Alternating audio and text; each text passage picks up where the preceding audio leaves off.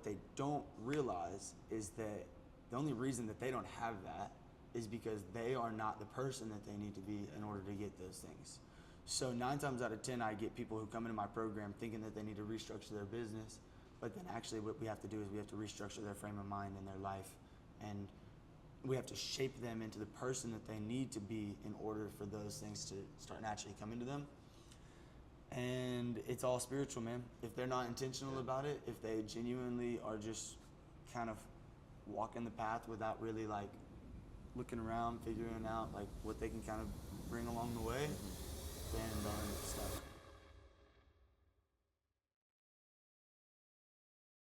Thanks everybody for watching the Quality Values podcast. I love doing this show. Please like and subscribe. It makes a big difference for me. Also, check out the Body Lever. I did an episode with Steve Terry, who's the creator of the Body Lever. It's a really cool device. It's a device to massage yourself. It's basically like a giant pair of nunchucks, but you can use it to lever on your own tissues. Each stick is about 30 inches tall, and there's a 4-inch rope in the middle. And it's got some grooves so you can really work through the knots. Super cool device. Check it out. Go to the link below. You'll get that 15% discount. Thank you guys for watching. All right, kick it off. Thanks for coming on, man. This is the Quality Values podcast. So we've talked about it. The core question is, what are your values in the context of your story? And now typically I like to kind of start with the past, kind of build the context, and then like dig into your values as they come up and the conversation progresses towards the future. But for this one, you're in transition, right? You're going to Hawaii. This is your last 3 week. days. Yep, your last week in Nashville here.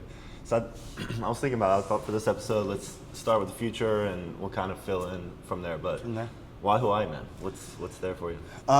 Bro, that's a great question. When I was a kid, I went there like 2-3 times, and something I loved about Hawaii is, one, the warm weather, but you also get the city, you get the ocean, you get the mountains, like all in one. Which island?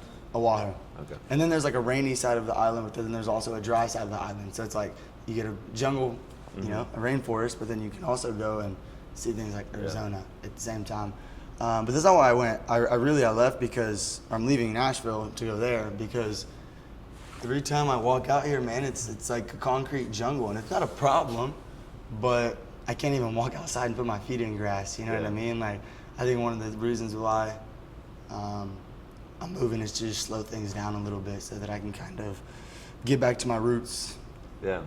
Have you lived somewhere with like in the jungle or anywhere like that's a little more wild like that? So 2 years ago, I was living on a boat and I was homeless, basically. Like I would say homeless. I was on a boat that had no running water, no bathroom. Literally, I was just sleeping there with a cover over my head, pretty much. And it was definitely an experience, but I was living just like so free. I didn't have money problems. I didn't have, I wasn't engaged at the time, so it was just me living on a boat, my best friend, with very little responsibility. And so we would just go and explore, man. We would go see the North Shore of the ocean. We would go on some of the craziest hikes like I've ever seen. We'd go cliff jumping in these jungles, like, and we would just stumble upon these waterfalls at random. Like, it was so freaking cool. That was Hawaii. That was in Hawaii. Yeah, so that's a big reason why I want to go back, because it's like I was there homeless, and obviously now we've started the business and stuff like that, and so it's almost like a redemption thing. It's like, feels like I'm going back and getting redemption. All right, so let's start there. I want to get to the business stuff. I've had on several entrepreneurs. I love all that, but how'd you end up homeless in Hawaii? I was just trying everything, really. Yeah, like I was going door to door for a while, selling like solar panels and stuff like that. And it was definitely a great experience, like in growing up and developing my character and stuff. But then there just became a breaking point where I was like tired and I didn't want to do that anymore. And I felt like I was still just kind of chasing everybody else's vision rather than building my own.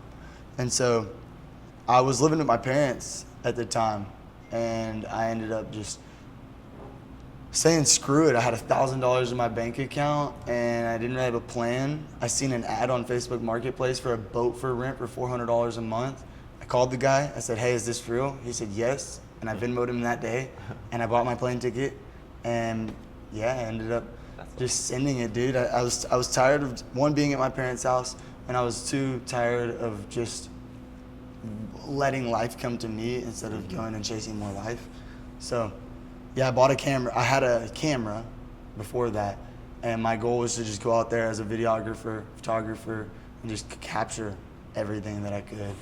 And how'd that go? Like, what did you end up doing with that? Where did you start a YouTube channel, or like how'd that? Yeah. What was the plan, and then what was the results of that? Fair, great question. The plan was for me to go out there and just make it work. Mm-hmm. I really was like, I'm gonna take a camera, I'm gonna find a way to make a living. I didn't want to get a job, but I did. I ended up going out there, and pretty much the plan went to shit ASAP. Like I was like trying to figure out how to make it all work. And like I said before, I only had $1,000 in my bank account.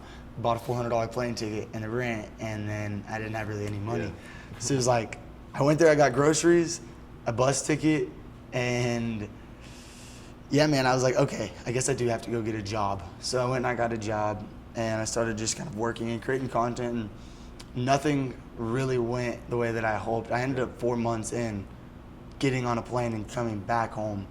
Not because it was like horrible, but because I knew that I wasn't living that in the way that I wanted to. Yeah. And I felt like I skipped a step in a sense. So it was good. I went out there and got some amazing content, dude. Like some of the best photos, the best videos that I've ever had. Yeah.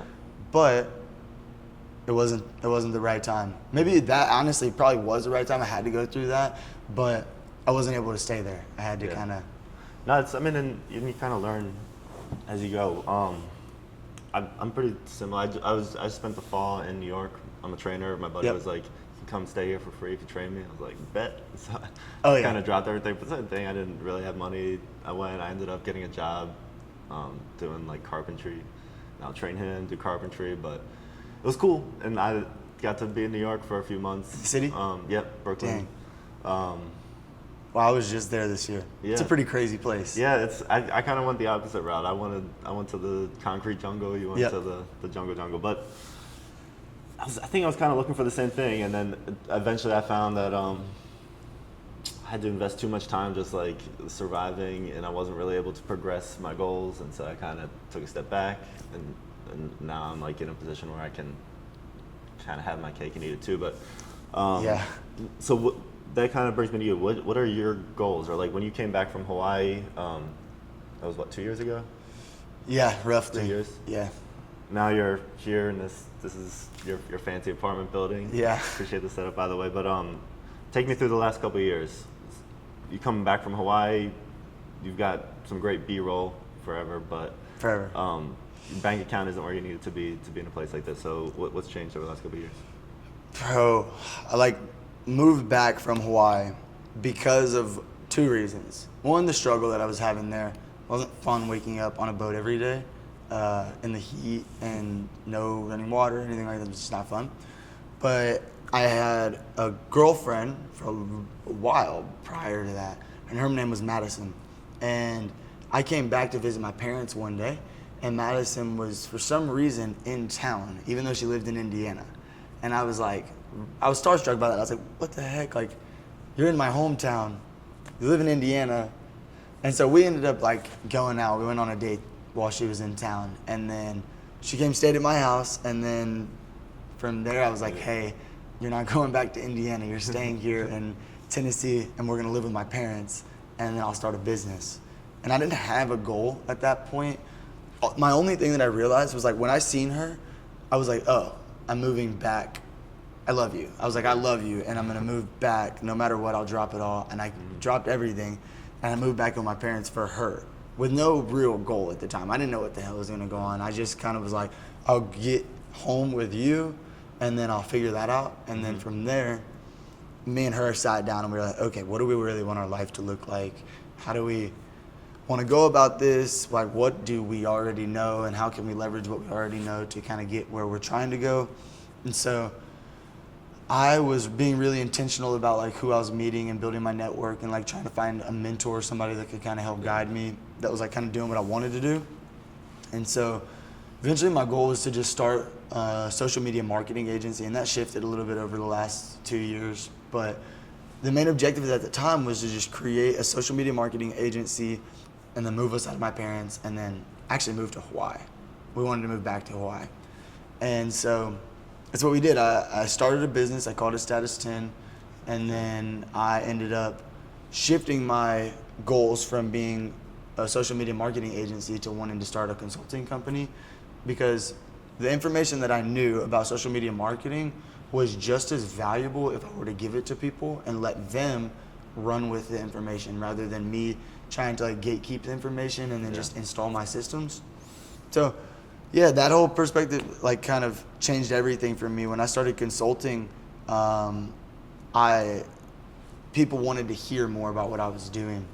And so my goals have been very broad, and I haven't really been very, obviously I have things that I want to accomplish in life, but like I kind of have been open with what's to come. And for example, when I switched from social media marketing agency to consulting, I was invited to speak at an event here in Nashville. There was like 150 to 200 people in the room.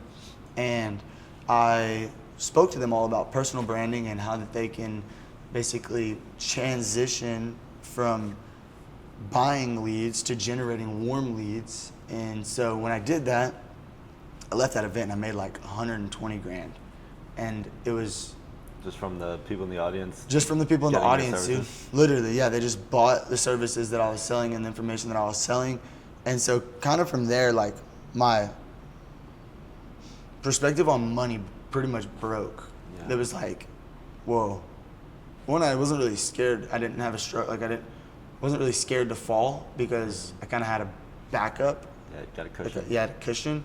And so I was able to try more things. And honestly, like when I realized that I could get that much money that fast, I was like, oh wait, I can replicate this throughout my life. So my goals have really shifted, because when I moved into my parents' house, all I wanted to do is make 100 grand a year. Mm-hmm. You know what I mean? And now if you ask me, I want to do 400 grand a month. Mm-hmm. And so financially, that's my goal, but I have really two goals. I want to do 400 grand a month with Status 10, and then other than that, I want to live more life. That's why I'm moving to Hawaii. That's why I'm slowing down a little bit, cutting my rent in half, you know. So those are my goals, bro. Obviously, it's always changing, but what about you, man? My goals, my long-term goal is I want to build tiny house communities for artists, athletes, and entrepreneurs to go practice their craft, have like the resources and the space to focus. So it'd be like, the ideal version would be, and you apply, you get in, and then you've just got time to focus on whatever you're trying to build. So when you say resources, like for these people, are they like gyms or like gyms, podcast studios, equipment, kitchen, access to organic ingredients, you know, everything. You should give people a space to like mastermind. Yeah, exactly. Shared spaces, shared work areas. That's kind of the end goal. I like tiny houses. I lived in a bus. That really? was kind of the similar. In my early 20s, probably similar phase to when you lived on the boat. Yep. Yeah, but I always kind of had like, you know, like 3 bad weeks away from being homeless, and I'd be fine. It'd be fine. Oh man. You know, I could go homeless pretty easily. But. Oh yeah, we were just walking that wire, dude. Yeah. I know exactly how you feel. Like honestly, one thing happens bad with the motor. Oh, it's $5 grand. Yeah. Oh wait, what do I do now? Yeah. You know what I mean? I've been there, and honestly, like it's not a good feeling to be there, but it's also so cool to let it be a part of the story. You know what I mean? And there's a freedom in it, you know. There's gonna be one day that you're gonna end up with your tiny home community, and everybody, you're gonna like probably cut the tape or something like that. You know what I mean? Mm-hmm. And you're gonna be thinking back on like the bus and all these different things, like, and how far you've come. Yeah, man. So, I wanted to talk about your business, and then I kind of want to get into your long-term goals and go from there. But just from like a business systems, you started as a marketing agency. I like the name Prospect 10, by the way. It's a good brand. Status 10. The Status 10. Yeah. But yeah, it's solid because you can make that pivot, and if, in the future you can make more pivots if you want to. It's just that's It is. It gives you so much freedom to kind of do what you want, because like for me personally, I don't want to be a consultant my whole life. Yeah. You know what I mean? Like, I'm 21 years old, and I have way bigger goals. Ultimately, I want to do way bigger things than just sell information. Honestly, the business that I'm in is a pretty boring industry, and it's fine. People need it, and I'm still able to provide help for people, and I'm creating real transformations in people's lives. But like, at any point with what I'm building now, like, I could totally make a change. And honestly, I think I'm going to, in not necessarily the near future, but in the long-term future, I would like to make Status 10 less of something where I sell just a consulting service, and more so where you can kind of come and buy the resources that Status 10 has to offer. But then more than anything, I want to make it an event. I want to make Status 10 something that happens 4 times a year, and I want people to come, and I want to bring hundreds, if not thousands, of entrepreneurs together to basically mastermind. Like kind of like Tony Robbins? Yeah, model? literally. Yeah. Just like selling conferences and stuff like that, and basically like. So you had that experience when you kind of where you made your pivot into coaching. You gave a speech, made 120 grand that night. Is that, and so that's kind of the long-term business model is be on stages, yeah? Yeah, and over the last year I've spoken on 12 different stages, and I've held my own few different events, and just kind of I've been able to see what has come from those. And it's really, really interesting, like being able to connect with people like in person, shake people's hands. Really, it's a totally different feeling than just talking to people over Zoom. Yeah. And so I had all these people, all my clients, they pay me 10 grand. And Per month? Or no, they just pay 10 One grand time? and then they get a 4-month consulting package Okay. with it. And so they were all paying this money to me, but I'd never met any of them. And it felt just wrong. I was like, what the heck? So I was like, hey, you guys all should come here, meet together. We'll meet at my place. And I brought everybody here, and we talked, and it made me realize that like, it's cool to do what I do, but it's even cooler to create an experience that people won't forget about, you know? And so if I can create transformations plus an experience, I think that that's going to be the thing that will, it'll set me apart from the people in my space, and it'll also make me enjoy this game a little bit more. Yeah. Because I like the smiles, and I like setting this up, and like we're doing a thing that we just crafted this, and we've never done it. Our first one's happening in October, but basically we're calling it Personal Branding in Paradise, and we're going to be in Hawaii. We're doing a 3-day event. We're going to bring all these entrepreneurs together, and we're going to have videographers. We're going to do private lunches and stuff like that, and we're going to bring them onto a yacht, and we're going to do a mastermind. And so we're basically going to teach them all about personal branding, but then we're going to do intensive workshops where we basically walk them through how to craft their story and tell their story on social media, basically, with a YouTube video and short form content.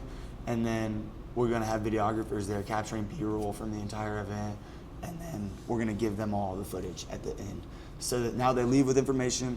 They have real assets and content that they get. And like that's kind of like where I see this whole thing going. You were talking about it being able to, me being in a position to pivot, and it's one of my favorite pieces of like having free will. Like I started the business, and so nobody can really tell me, hey, you can't make any changes if you want, you know?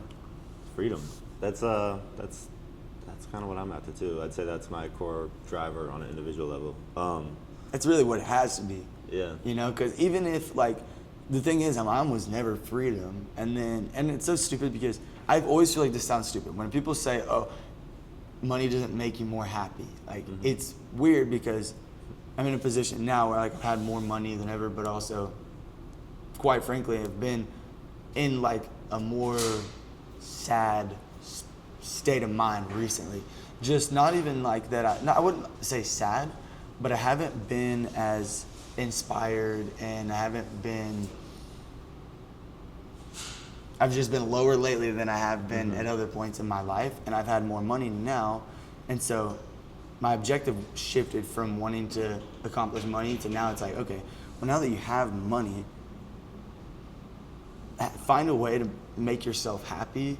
And I think that ultimately the way that I'm going to be more happy is just by feeling more free, because I get calls all day, every day. My time is not mine. People ask me for favors every day, and I'm like solving so many problems in people's lives. And I think the one way that I will be able to get back to, like I said, my roots, feeling happier again and just feeling more alive, would literally just be to get some of my time back and be able to have the ability to make my own decisions. Like if I want to wake up and go to the beach, I can do that. You know what I mean? Or if I want to say, hey guys, I'm taking a week and I'm going to be in Bali, don't call me. You know, like that's kind of what I'm after. So I think by doing the 4 events a year, rather than me having to just basically talk to people on a weekly basis, I can sell the information 4 separate times a year at scale, and I can get hundreds of people to pay a high ticket, and that's really the way I see myself ultimately getting freedom out of all this. That's cool, man. You got a very like lifestyle driven perspective on your goals. It was never that way, but I'd say it definitely is now. And it's do you feel like you can make a bigger impact like from that from like the state of mind that lifestyle would produce, where you've got probably a few months a year, like maybe 4 months a year, where you're going to be like working 20 hours a day, just stress stuff is going to be going wrong, you're going to be putting out fires left and right, and then it's going to come to a close and you're going to have all this time, creative space, you can go where you want. Ultimately, I hope so. Yeah, one of the guys I look up to, his name is Brian Lubin. He talks about escaping corporate America and traveling and all these different things, and I did a podcast with him earlier this year, and basically, he works like 3 months really, really, really hard, and then he takes what he calls like micro vacations, or micro vacations, I think is what he called them. But basically, he'll go out for 3 months and just travel and not even look at the business, and he just put the people in the place. If they call him, they know barely to call him. Like they will, of course, obviously, got to be called, but it's far, far, far less than when he's really in that deep space. And so for me, I think so. I think honestly, as long as I can craft an experience that is so sought after, people are gonna feel like they're truly missing out on something.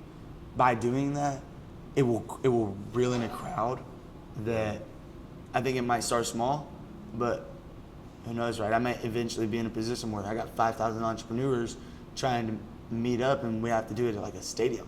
You know what I mean? Like honestly, that was kind of my goal, because there's nobody really doing it like that. So I seen Theo Vaughn recently. Theo Vaughn's got millions of followers, and that one dude filled the entire Nissan Stadium here. Like I'm talking filled the whole stadium. And I was literally so blown away by that piece right there. I was like, okay. It's like 80,000? A lot. Like whatever it is, it's a lot. And I was thinking to myself, okay, well, if that one dude can fill this stadium, and he's not like a musician, you know what I mean? Like he did a comedy show, and he brought these people together for comedy. But my idea is like, you know when you go to sports games and you see they've got the stands and they're doing hot dogs and drinks and stuff like that, and like they're selling merch and stuff like that. My idea is to create a place where we can get sponsors, and they can set up booths out there where they serve the food and the drinks at the stadiums and stuff like that, and basically have the sponsors and then have the keynote speakers that'll be down on the stage and stuff like that, and then there will be a private event. That obviously is a much higher ticket sale. That'll probably be like $50,000 to $100,000 a ticket. But that's my goal, man, is like literally these people, like Grant Cardone does this, his 10X conferences, pretty much. He does it on he does it with a different objective, but like he is an entrepreneur bringing together thousands of people at a time to give them this information. And so he is building a massive empire. You know what I mean? Like I don't think that that's really where I'm trying to go, honestly. Like I'm not really for that, but I think just simply being able to, like he has, bring so many entrepreneurs together for their mission and to help them basically put them on the path so that they can ultimately achieve their goals through the help of my success, like whenever it comes, however comes, I would say that at that point is when I would probably have truly reached like my level of freedom, you know?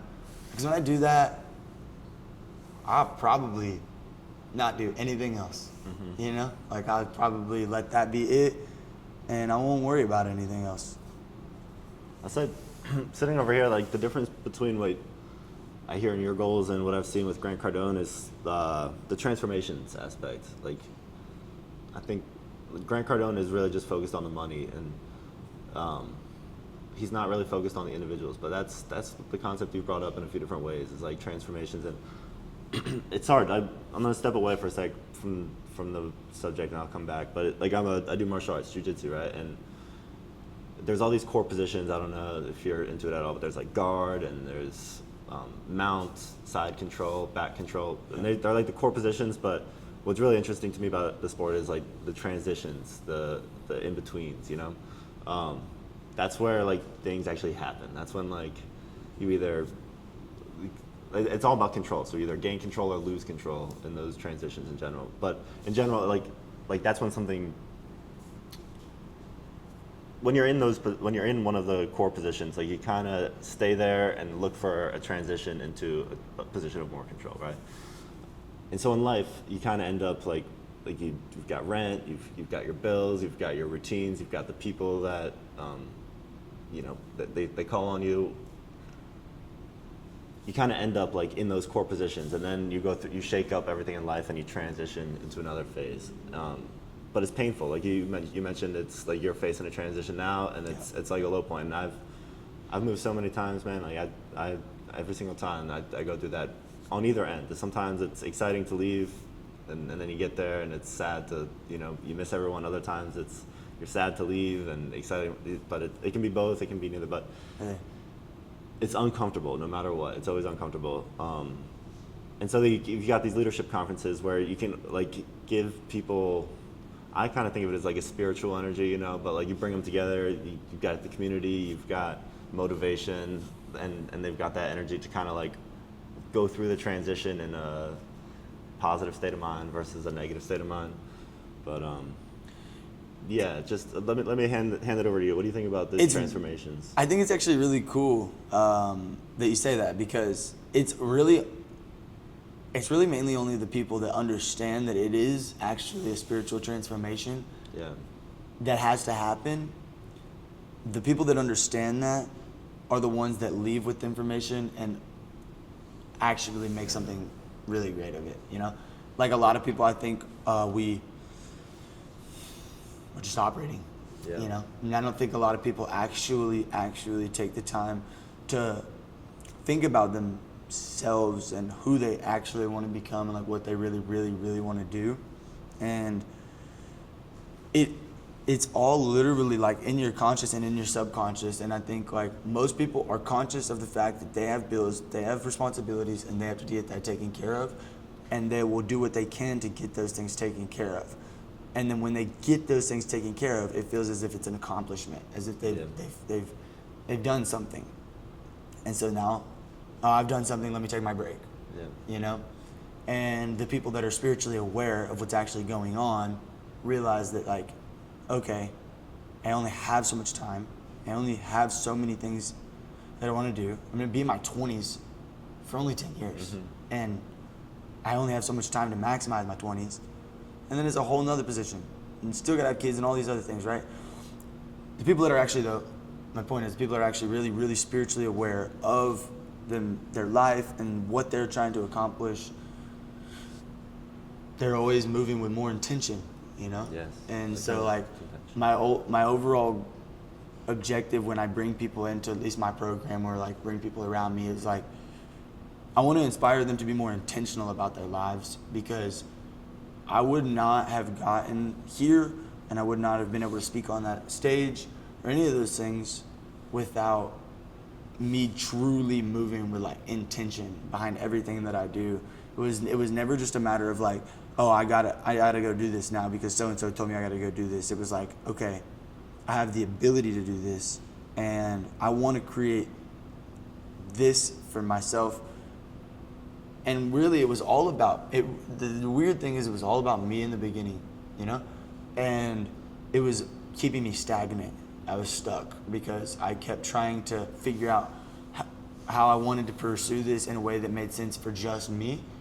And then I wasn't really thinking about what was actually happening for the other people. And I was selling them something that they didn't really all want. So I'd sold it a few times, and then I realized that these people were unhappy. And so I went to the people that I sold and I asked them, I was like, what do you want? Like, what is it that you are in search of? And I realized that, like, ultimately, people will come to us thinking that they want one thing, but the reality is they want that in a specific way, if that makes sense. So, like, sure, everybody wants money and everybody wants a thriving business. Everybody wants leads to come to them.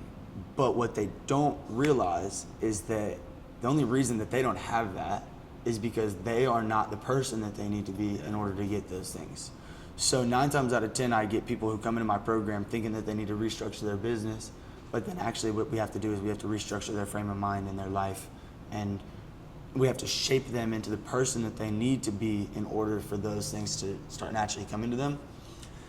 And it's all spiritual, man. If they're not intentional about it, if they genuinely are just kind of walking the path without really, like, looking around, figuring out, like, what they can kind of bring along the way, then they'll end up stuck. Yeah, man. To take it back to my martial arts example, in transition, there's a risk. You know, it's like when you leave a core position to go for a better position, you're risking that you're going to lose some control and your opponent's going to gain. So it's like, I think with any transformation, and we're talking about these spiritual transformations, you have to give up something. You know, there's an element of a trade. It's like you have to let a piece of yourself go or let some of your preconceived notions go. There's definitely like that sort of element of sacrifice in order to actually make an act, like a real change, like a change that's going to perpetuate forever rather than just like a temporary fad change, you know? It's really true, man. Right now, I'm doing it right now, literally. I have people and friends and a lifestyle that I've built here, and I feel almost as if I wouldn't say, I'm not capped because obviously I'm in control. However, there's a thing happening with me right now where it's like, okay, I like to go to this dab bar, you know about it, and I like to go here, and I also like to go out and certain things, and that's not really a problem. However, I do it a lot, and it takes up a lot of my time, and I'm also spending time that I could be spending with people who would gradually help me move the needle a little bit more. I'm spending it with people that don't really align with my mission, vision, or values. And so, like right now, I love those people. I love them. They're super, super cool people, and I like talking to them. And honestly, the problem is they remind me of my past. So it's like kind of feels like home a little bit. And so I'm in a position right now where literally I'm having to get up and leave all these people, and I want to. Truly, I want to. I don't want to be around them forever. I think this has been a season of my life, and I'm grateful that I've met these people. But also, I am having to sacrifice these relationships and these actions. Like, I'm getting up and I'm going to this dab bar, and I like it, and I love it. I love going there. It's one of my favorite places in the city of Nashville to go. But me staying there is keeping me stuck, and so I'm having to like let go of that. And I think what a lot of people might take from this is it's not the cannabis that's keeping me stuck. It's the fact that I'm spending my time in environments that aren't helping me grow. And so I'm having to sacrifice that right now. Something I love, something I do genuinely enjoy, something that does bring me happiness. But I know that on the other side of that sacrifice, there's something I want a little bit more. And it'll come, just by simply sacrificing this thing right here that I enjoy. I may not know exactly what this thing that I want more will feel like right now. I don't know what it feels like right now, but I'm yearning for that feeling. And in order to get there, I know that I got to make this sacrifice. Yeah. There's a book called Essentialism. Have you heard of that book? I've heard of it, yeah. I'd recommend it. It's a super simple book. The idea is just like prioritizing what's essential in your life at the expense of everything else. I write that down. Essentially. Yeah. I'll send it to you. But based on some of the things you're saying, I feel like it might be just a book that kind of gives you like some spiritual energy to aid you through the transition you're trying. Do you like to read? I love audiobooks. I read some books with my eyes, but I listen to a ton of it. Like, yeah, I'm a nerd for sure. Yeah, I have a bad problem with reading, like really bad problem with reading. I might have to do the ebook or the audiobook just because. Try it, man. I'll tell you what. I'll give you my Audible. I've got a bunch of books in there, including Essentialism. All right. Wait. I have Essentialism on my phone. I do. It's on my phone. I already got it. I just thought about that. It's got like a red S or something in it. Yeah, it's like a white book with like there's like a red A text, red Essentialism, and like a squiggle. I have it. Yeah. That's cool. That's funny. It's Greg McCown. But yeah, man, it's cool. It's like I don't know if you've seen The Office. It's one of my favorite shows, but it's a long show. There's like 8 seasons, and one of the characters, it's the last episode or one of the last episodes and it's like the show where the characters are like, they know they're being filmed in the show. It's like the show is about a documentary being filmed, so there's kind of like that meta aspect where they reflect on themselves, like in a way that most shows can't. I've actually briefly seen. Yeah, but anyways, because of that dynamic, they're in the last episode. They're actually like, the characters in the show are reflecting on their lives of the last 8 years as characters in the show. But this one guy, Andy, he said, I wish there was a way to know you're in the good old days when you're in it. But it seems like you kind of have that awareness. Like, you know that right now you're in the good old days. In order for it to be the good old days, you kind of have to move on to different phases, move out of those days. But dude, and honestly, appreciate it while you're here.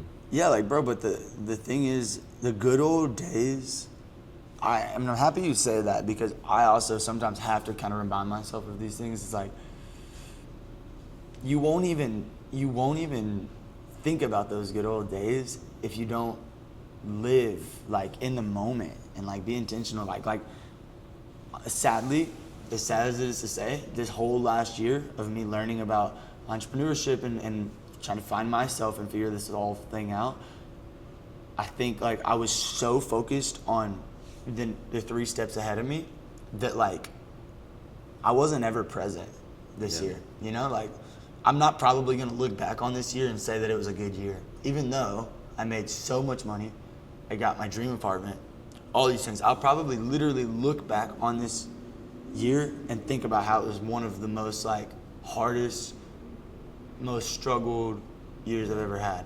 And it's not because of any other thing other than the fact that I did that event and I made that money. I didn't feel anything. Yeah. It was because what all about I could on think the about, stage before the results? What about on the stage? Were you for me it's fighting. I love fighting, but that's my version of the stage. Like that's where I'm fully in the moment, and it seems like that's so before the end, like is that what you're chasing? Like that fully presence. That full presence, fully honestly, dude, awareness. Yeah, for sure. Because there's something better.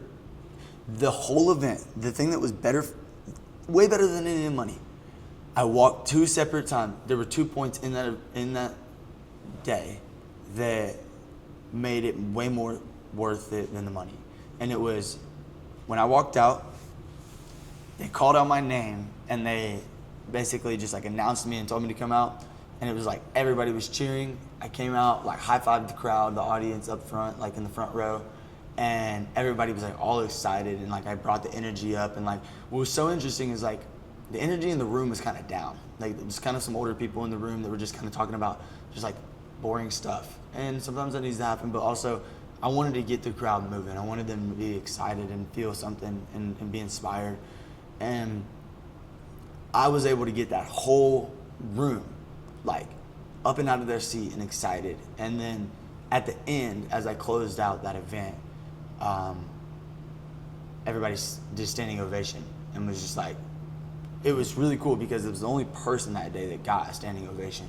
And and then I don't say that to obviously like brag or anything like that. I'm just saying that because I personally think that I have a unique ability. I think that's kind of a gift of mine. And I think, yeah, honestly, like, it makes me feel so good. Like, I've coached people for free on the same shit that people have paid me $10,000 for, only because I see how badly they want it, and knowing the transformation that they will have, it's worth it for me. You know, like you're right. Like, I did go to that, and I did. In that moment when I'm speaking, I black out, honestly, pretty much. Like, I'll forget everything that I said. I get off the stage and won't remember anything that I just talked about. I got to go back and watch my recording because I'm so laser focused, and I'm talking to the room.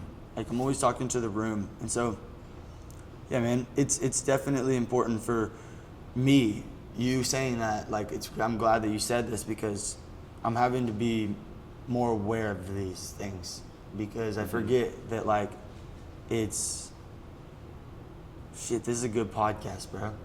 He's like, what are your values in the context of your story? And I don't think about these things for my own self, you know? I just don't think nobody really. It's hard to, like, it's uncomfortable too. For the same reasons we're talking about all the transformation stuff. It's like, I don't know. You have to just look at yourself critically, which is going to come with some sort of loss, I feel like, you know? Have you ever, like, do you monetize this podcast? Not really. I've got an affiliate link for the body lever. Self-facial device, 15% off, link in bio. But yeah, no, not really. I mostly just do it for the conversations. That's cool, man. Yeah, like, that's it right there. Like, you just were asking me about the whole, like, you literally, it's just a purpose thing, you know? Like, you just do this because, like, it makes you feel good. Yeah, I mean, anytime you do something like this, like, you do think, like, oh, maybe I'll be able to live off of this, or maybe it'll. Do you want to? You want to make this a living? I do. I mean, only to the extent that it helps that tiny house agenda, you know. But in doing this, I'm meeting a lot of artists, athletes, entrepreneurs. I think probably the next stage for me is to host events, kind of like you're doing, where rather than building out the whole property, I go rent somewhere and have a small group of artists, athletes, entrepreneurs go work for a shorter period of time, build it up over time. But yeah, I love meeting people through this. I think I'll always just do it, honestly. Before I did the podcast, I knew I was a podcaster. I don't know, like, I traveled and I had a blog for a while. I'd meet people and I've heard the craziest conversations. And yeah, you're good at framing the conversations and stuff like that. Like, I've done podcasts in the past, and I'm bad at being the guy that's like, I'm really good at, like, talking with people and stuff like that, but when it comes to me actually hosting a podcast, I always am like, I get so off track. We start, like, we're meant to talk about one thing and then we start to talk about other things. Let's bring it back. I've kind of got a system to it at this point, but I'm the opposite. I'm better at driving the conversation. If someone's asking me questions, then I'll just start talking about some random abstract shit and then eventually bring it back. But yeah, so. What does that mean? Is it a Z or an N? This is Z for my sister Zoe. This one's for my sister Maggie Sunshine. Wow, that's cool. Yeah. That's awesome. Yeah. I was gonna ask you about one, and we can start wrapping up. But Child of the Universe, you know which one I was gonna go for. I figured you had. Yeah. What? A few people on this podcast have brought up religion. A few people have brought up spirituality. Typically, the spirituality stuff goes with people who also bring up the universe. So yeah. Explain spirituality in the context of the universe and how you're the child in the universe.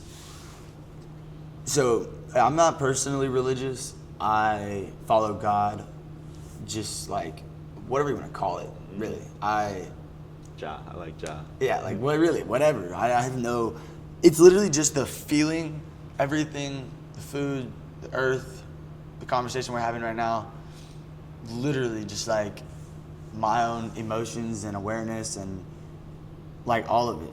And it's not me. I know that it's not me. It's so much more than me, and I might be just a small fractional piece of it. But ultimately, I am a child of this universe, and I'm just a baby in this world. Like, there's trees dude, that have been around for hundreds, if not thousands of years. Cactuses that have been around for thousands of years. You know what I mean? Like, and I've just been here for, you know what I mean? Like, I'm just one little child in this universe. And personally, like, when I got that tattoo, I was going through this phase where, like, growing up, my family always wanted me to be religious, but I just never believed in Christianity or, like, any of that stuff. I didn't actually believe in God either. But I didn't know about God. I didn't know what God really was. I thought God was just this guy in the sky kind of thing. And so kind of I was going through this transition of, like, I used to take a lot of mushrooms. And I still do take mushrooms, actually, to kind of, like, they basically brought me into my spiritual, through my spiritual journey, and I kind of got a realization for what was real and what wasn't. And yeah, you know, like, there was a thing, it was like a tattoo, I seen it was like child of God. And I wanted mine to just be child of the universe at the time, because I now call the universe God because it's just easier. I think more people, like, can kind of conceptualize that. And honestly, I think, like, a lot of people in religion who follow Christianity, they think that I don't understand or that I don't know or whatever. But really, I actually just understand them, and I understand me in a very in-depth way.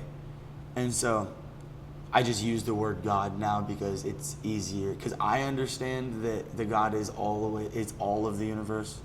But I don't think that a lot of religious people think that God is all of the universe. Does that make sense? Yeah. So when I talk about it, I now typically talk about It's like God. a square in the rectangle thing. Like, Pretty much, yeah, exactly. What about you? What's your take? I mean, I consider myself a Christian. I've got St. Christopher here, the saint of travel. My mom got it for me since I really travel. I just go deep. But yeah, man, I had like an early existential crisis when I was in like second grade, like really young. Like no one, like I had none of my friends to talk to about it at the time for like years, until people started thinking about this stuff. But for whatever reason, it crossed my mind I was gonna die. I was super upset about it, and then there was like several months when I was just like depressed as a second grader about it for no reason. And then at some point it hit me like, oh, like this is what the purpose of God is. This is what the purpose of religion is like to like not have to deal with this pain. And then it bothered me for a while that I wasn't religious, or that I didn't like feel like that presence of God with me. And then at some point I realized, like, no matter what I believe, I'm gonna do what feels right to me. Like I'm gonna do my best to observe what's around me and do my best to like make a positive impact. Like no matter what, whether I believed in God, whether I'm